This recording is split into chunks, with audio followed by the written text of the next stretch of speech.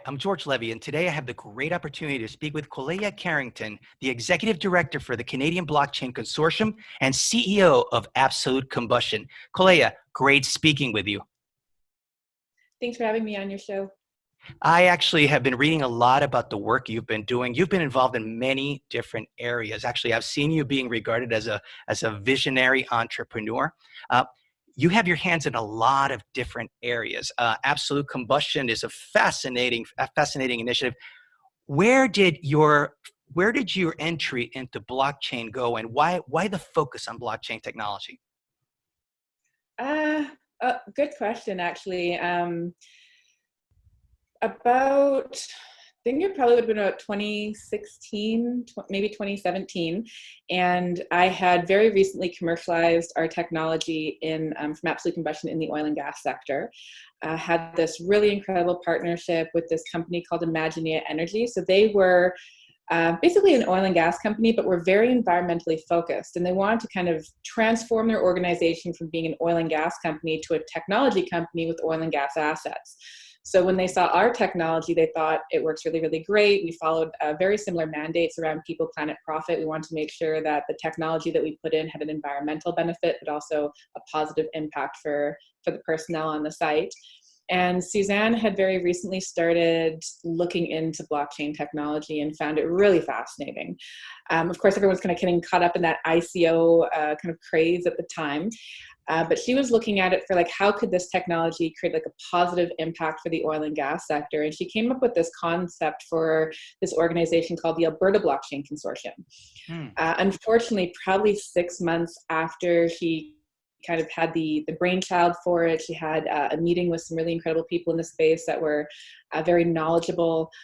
She passed away, and Imagineer Energy was taken over by another gentleman, but there was this young lady in the group that wanted to take the idea and turn it into something, kind of like a meetup at the time. So like once a month, people would kind of get together who are into blockchain and kind of pitch their business ideas.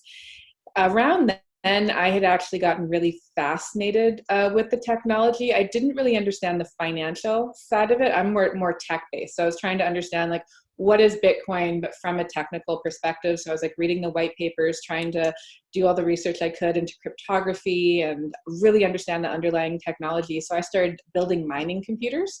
Nice. I figured that was kind of like the best way for me to get into it. And I kind of had this really awesome little community around me, and we just could not stop building. My entire basement was just filled with miners, and I was learning about programming and coding, and just so much fun. They were generally like 7-card GPU rigs, and we had just multiples. Wow. And then I started realizing that people were getting taken advantage of because they were buying these, but they could have saved a huge amount of money if they just learned how to build them themselves.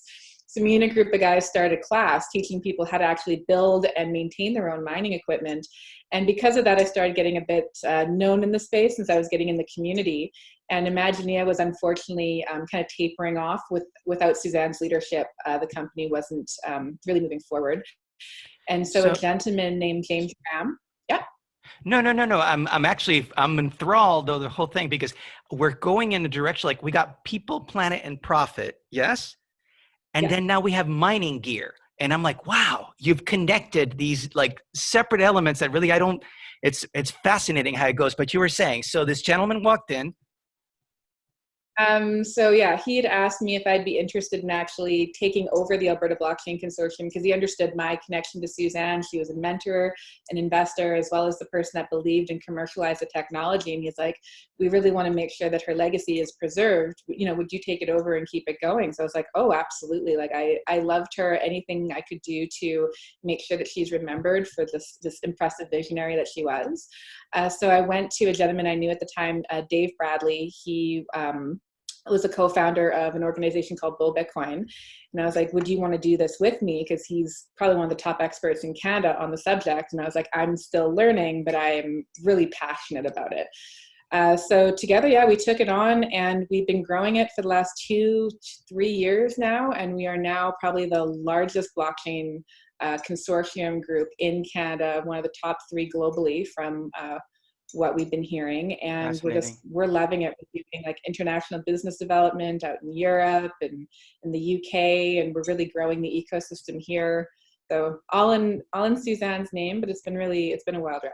So let me ask a question, just for in the interest of the audience that may not know about Suzanne. If you could just briefly talk a little bit about Suzanne, so we can actually make sure that the audience knows exactly who Suzanne was.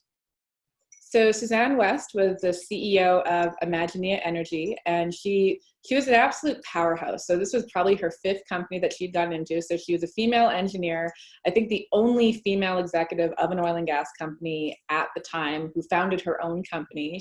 I think she raised like $300 million to get off the ground.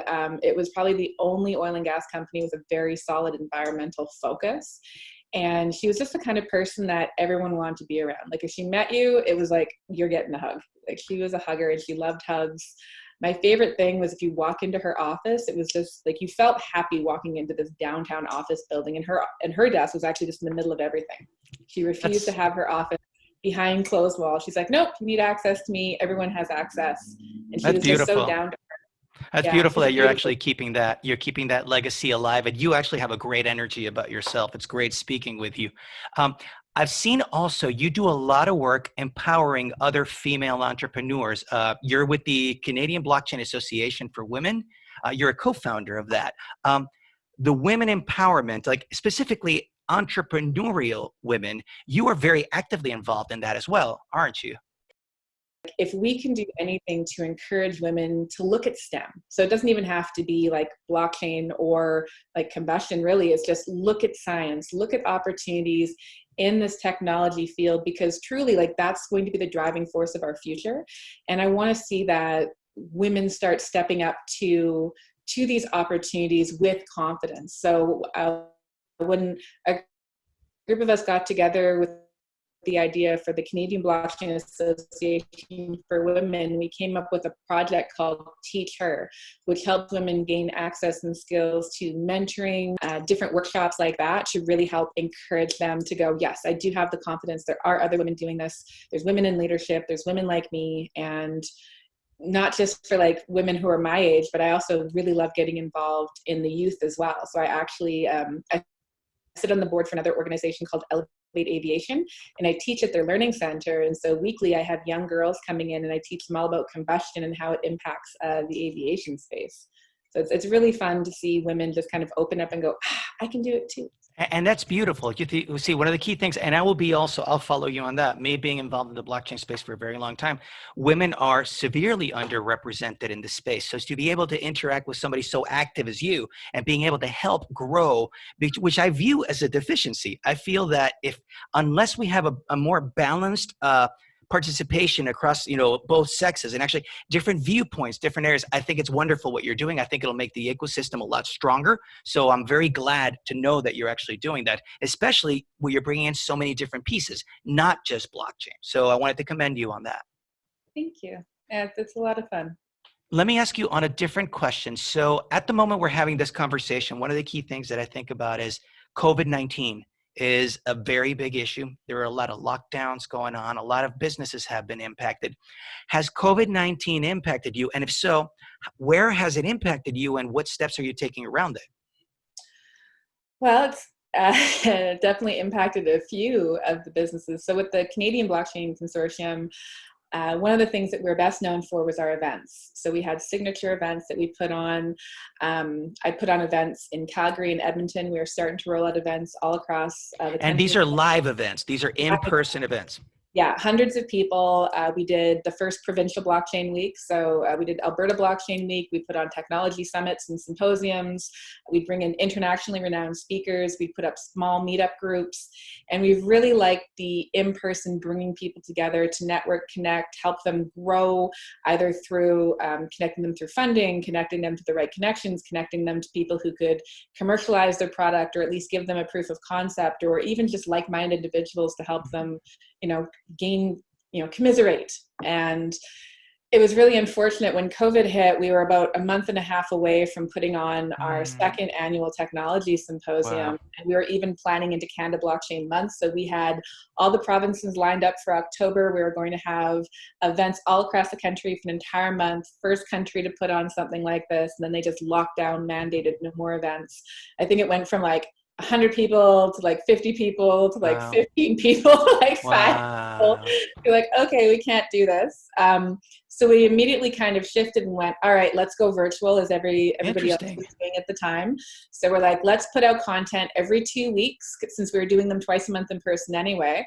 So then we were just going, we could probably get a better reach because now our live events are all across Canada. And we're Right. getting amazing speakers to talk about topics that were actually impacting people today, like how is COVID impacting supply chains so you don't have to run to the grocery store petrified of not having toilet paper, to explain how the supply chain works. Right. What's happening in the agricultural space, like how is this impacting the finance space. So that was actually a lot of fun. Yeah. Of course, everyone's markets really got dramatically impacted, so budgets got cut. We actually pretty much had to cut like 100% of our operating budget. We're like, well, we no longer need an office. We have no reason for it. Wow. We could just really reduce costing that way. So now we're really looking at our model again, going, okay, we took a break over the summer. It's time to get back. Ideally, 2021 will be right back into live events, taking all the proper precautions. I know we want to be mindful and aware of people's concerns around COVID and being into large gatherings. So we're starting off with like smaller meetups over the fall, and then gearing back into our tech symposium in probably March 2021. And then ideally, we'll still be able to have Canada Blockchain Month. For Absolute Combustion, I had spent about 3.5 years designing my technology to fit in the aviation space, working with partners, the Edmonton Airport, Canadian North Airlines, and ground servicing companies to design a product that the market truly wanted. So they gave us all this amazing input. They're like, this is what we want. This is what we don't like about what's current. So it was constantly like prototyping, proofs of concept, putting it all the way through to development. And we hit commercialization, delivered our first units in March, and then Boom. Wow. But you haven't actually sat back and said, well, you know what, woe is me. You've actually stepped, transformed. You're taking a digital approach to it. I like how you position it also, that you have the opportunity to now reach a larger audience in terms of like scale wise. You could just reach a lot more people. That way you could fit inside a room. So potentially this could actually turn a lot more eyeballs into you, which come 2021, these are new people that wouldn't have known about you otherwise.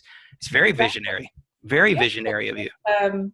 It's turning obstacles into opportunities. And even though, like, yes, COVID has impacted a lot of businesses, but it's also created a lot of opportunities to see where technology creates better efficiency. We're now more connected today than ever before. I can attend events happening in Switzerland where I can be at the comfort of my own home and be able to view and get all this amazing information, where before I would have had to be there in person. Or I can still have meetings with people all around the country, and I don't have to fly for it. So like there's a cost savings, a time savings. It's more efficient, realizing it's a better work-life balance, being able to work from home. Sure.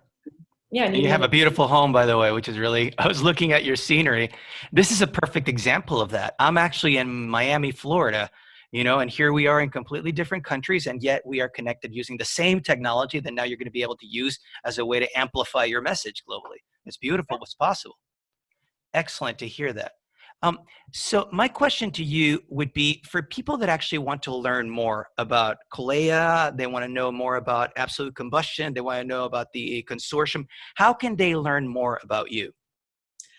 Well, a great one is, so my website, koleya.ca, all the different video interviews I've ever been in. I blog, so I write blogs about once a month, which I really love doing, to talk about like commercialization and encouraging women in STEM, and all kinds of different topics. I have a whole section on blogs, all the different media I've been in since about 2010 now. A bit about me, if you want to engage with me and connect with me, get mentorship, speaking. The website's a really great opportunity for that. If you want to learn about any of the companies I'm in, on the landing page, you can actually click through to any of the different businesses. So Absolute Combustion is on there, and the Canadian Blockchain Consortium as well, and then current events that I'm working on. So it's that one website will connect you through everything. That's excellent to hear. Koleya Karringten, what a pleasure speaking with you.